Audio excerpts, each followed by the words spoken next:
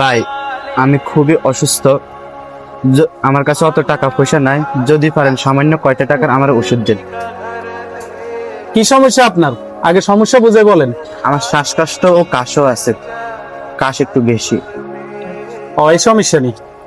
আপনার এই সমস্যা হইলে কমপক্ষে 1200 টাকা আইব। নিবেন নি ওষুধ কোন? ভাই আমার কাছে অত টাকা নাই, আমি খুব অসহায় মানুষ, আমার অল্প কিছু ওষুধ দেন।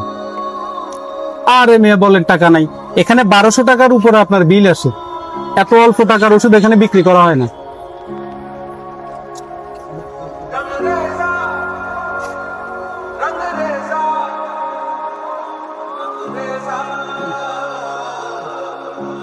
বসেন। কি হয়েছে শাহাদাত ভাই, উনি কেন বসে রয়েছে এখানে?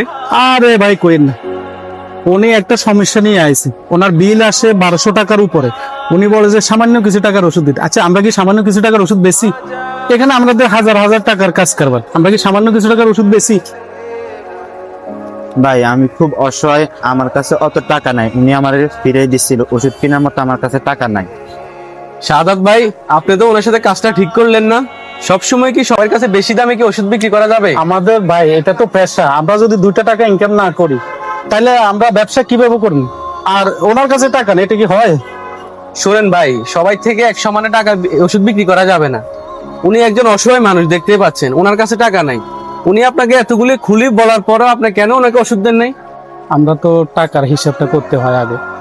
আমাদের সবসময় টাকার হিসাব করলে চলবে না, আমরা ওনাদের দিকে তাকাতে হবে। আসলে বিষয়টা প্রথমে আমি বুঝতে পারিনি। সবসময় আসলে আমরা লাভ খোঁজাটা ঠিক না। আচ্ছা ভাই একটু অপেক্ষা করেন, প্রথমে আমি বুঝতে পারি নাই।